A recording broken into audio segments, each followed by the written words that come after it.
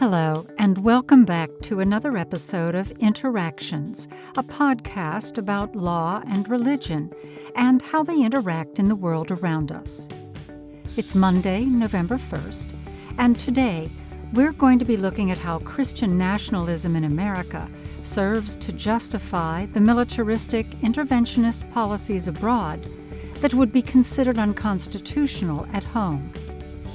In her Canopy Forum article, American Jesus at Home and Abroad, Dr. Maeve McIvor of the University of Oxford shows how religion and America are mutually constitutive to the point that Protestant Christianity comes to stand for a good religion, voluntary and free, with all other religions practiced abroad thought to be bad, coercive, and mandated. How do Protestant Christianity and American exceptionalism operate not only abroad, but on a level that is deeply personal? And what effects do exceptionalist framing of sovereignty have on the individual and their understandings of what it means to be a person as well as what it means to be a nation? Find out in today's episode. I'm Janet Metzger, and this is American Jesus at Home and Abroad by Maeve McIvor.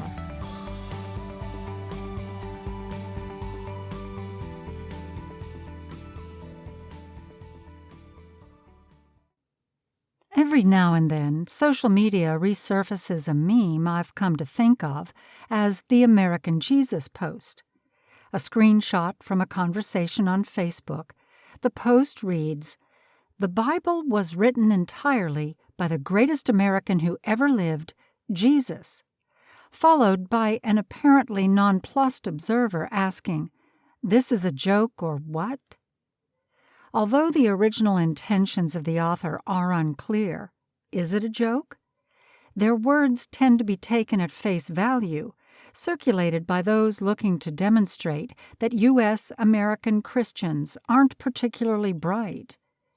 Indeed, the sharers seem to suggest that these U.S. American Christians are uniquely, exceptionally, to use a term I'll return to, obtuse. Read through the lens of Elizabeth Shackman Hurd and Winifred Fallers Sullivan's co-edited At Home and Abroad, The Politics of American Religion, though, this anonymous poster's conflation of Jesus and U.S. nationalism becomes less obscure. As Hurd and Sullivan argue, religion has always been central to American self-understanding, and a particular kind of religion at that. Indeed, according to this self-understanding, religion and America are mutually constitutive.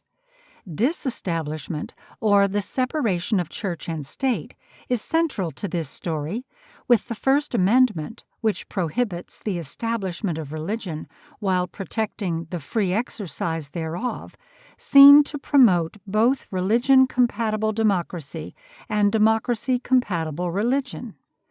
The United States, then, is not only a place of and for religion.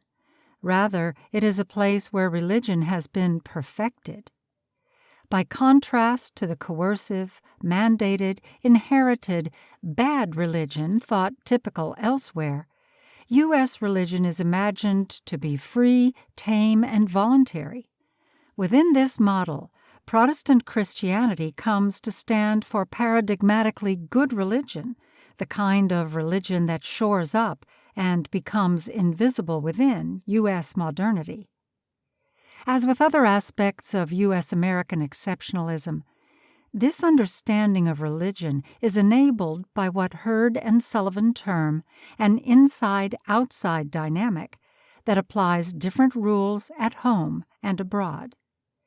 These rules not only determine what counts as religion for domestic and foreign policy, but assumes that outsiders and internal others ought to be converted to American-style religion, too.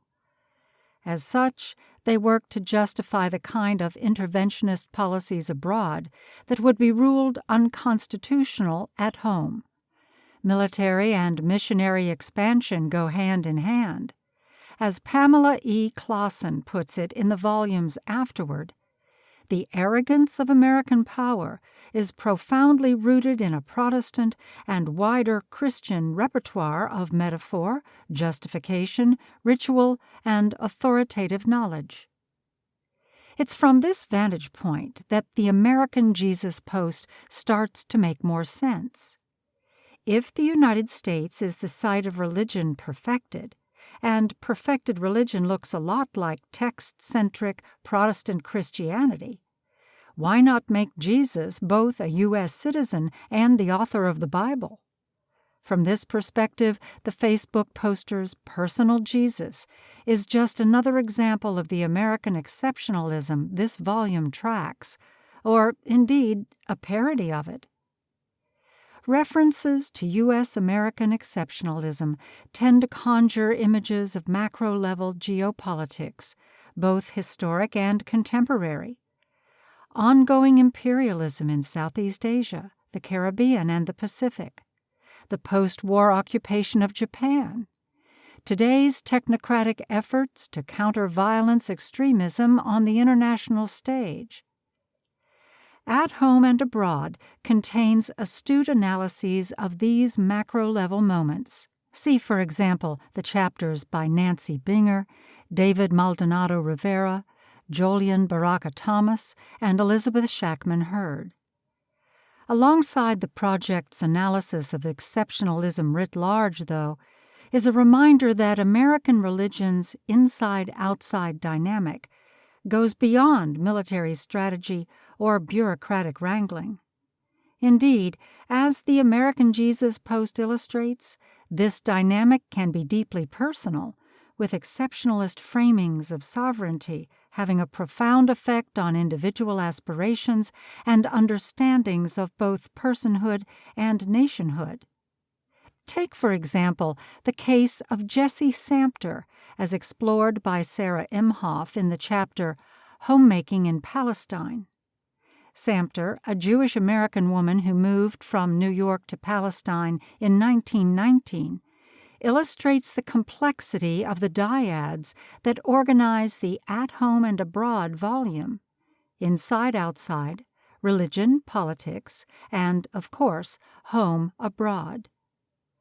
For Sampter, who embraced Zionism after hearing the poet Hyman Siegel speak at the Unitarian Church she was then attending, an embrace that would ultimately lead to her moving to Palestine and giving up her U.S. citizenship, the United States both was and was not home, just as Palestine both was and was not abroad. In Imhoff's telling, Sampter's religious and political aspirations cannot be understood without exploring the unique ways in which she was both insider and outsider, regardless of her geographic location. As an anthropologist, and therefore professionally committed to the kinds of stories other fields might reject as anecdotal, I find the book's inclusion of these personal narratives particularly compelling. The value of studying an individual like Sampter is exactly that, her individuality. She is not representative of any of the intersecting identities she claimed.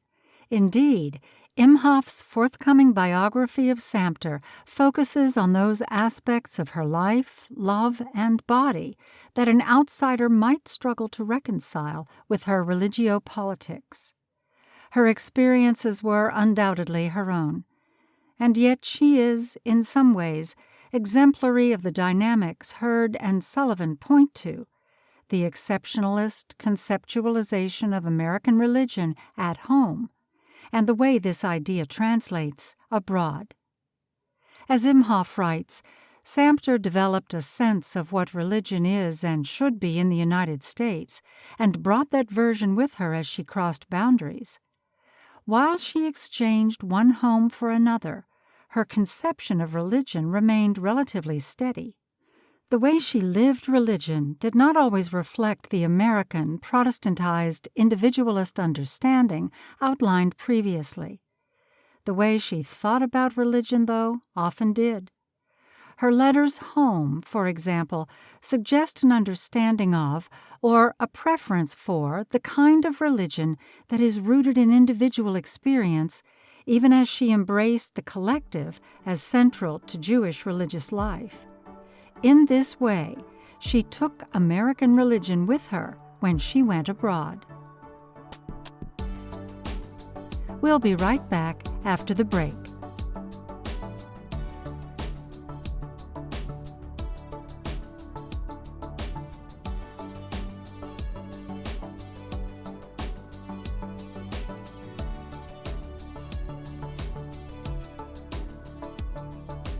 Hi, Interactions listeners. This is Justin Latteroff from the Center for the Study of Law and Religion at Emory University.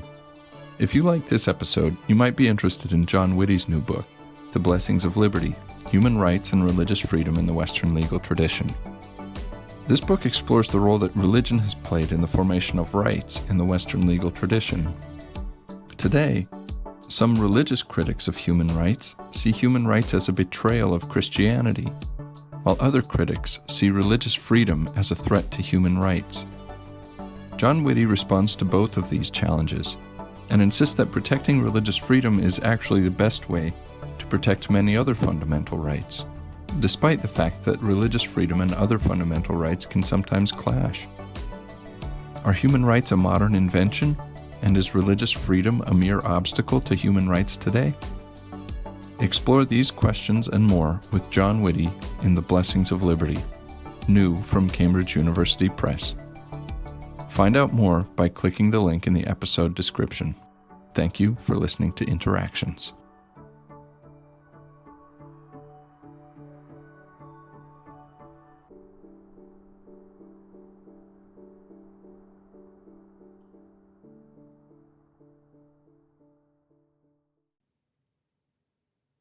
As the case of Jesse Samter illustrates, Hurd and Sullivan's paired binaries are productive, not in spite, but because of their instability. No sooner do you think you have a grip on home than you must reckon with its various abroads. This is so regardless of the home or abroad from which one starts. Indeed, being pushed to consider how the inside-outside dynamic applied to my research on evangelicalism in England, an activity I undertook as one of 5 emerging scholars affiliated to the loose-funded At Home and Abroad project from which this volume emerged, proved enormously fruitful as I worked to turn my doctoral research into a book. The final product, representing God, Christian legal activism in contemporary England, provides an ethnographic account of Christian interest litigation in a non-U.S. context. It focuses on the growing number of primarily Protestant Christians in England going to court to argue that they face anti-Christian discrimination. These claimants are sometimes spoken of as having adopted a confrontational American approach to public engagement. And although the similarities should not be overstated, there is some truth to this assessment.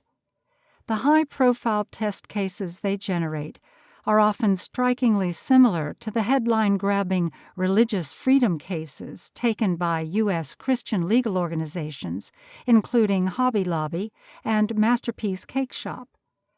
While not exactly what Hurd and Sullivan mean by the term, many people in England view this litigation as religion American style.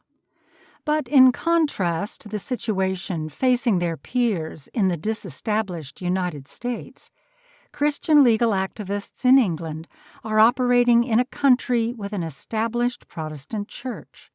For an interesting history of the development and divergence of these two models of church-state relations, see Evan Haefele's chapter, A Home Made Abroad. Taken in light of At Home and Abroad, then, one way of looking at my project is to ask, what does it mean to apply politico-legal strategies developed in a context of disestablishment to one in which Protestantism remains the established faith? What happens when the logics of home and abroad are swapped, when inside is applied outside. Hurd and Sullivan argue that U.S. disestablishment allows Protestant Christianity to operate both as a religion and not a religion, to not be a religion in disestablished mode, but to be a religion in free exercise mode.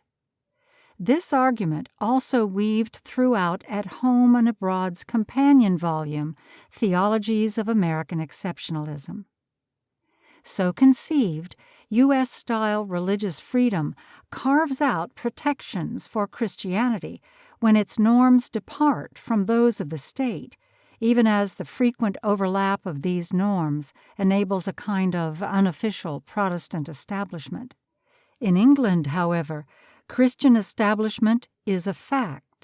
In this context, I argue, taking on legal challenges to protect Christian values risks the marginalization of those same values, as moralities once woven into the fabric of national life are separated out from their quotidian context and rebranded as religion or religiously motivated.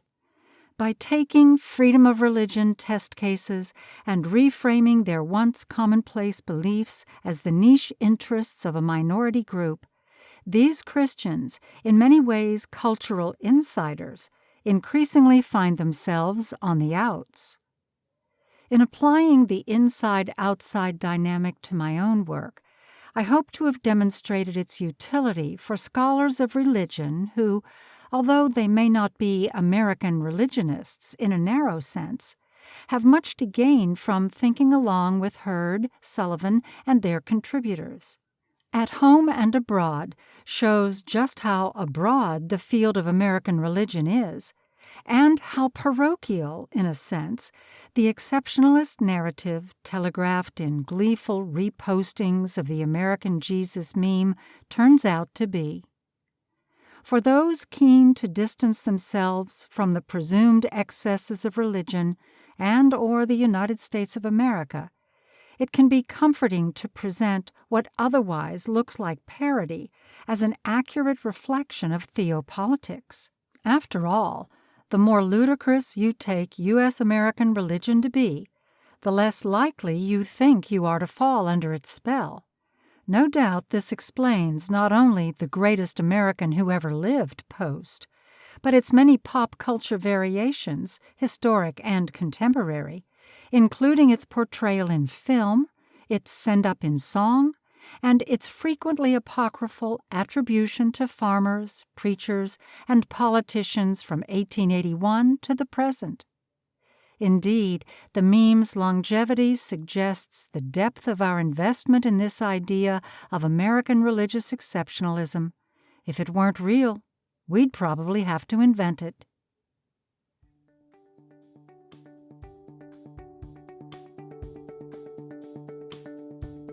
That was American Jesus, At Home and Abroad by Maeve McIvor.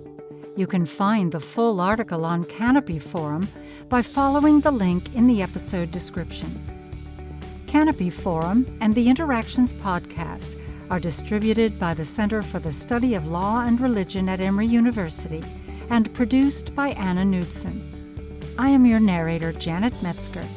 You can follow Canopy Forum on Twitter or Facebook and subscribe to Interactions on your favorite podcast platform. Thank you for listening.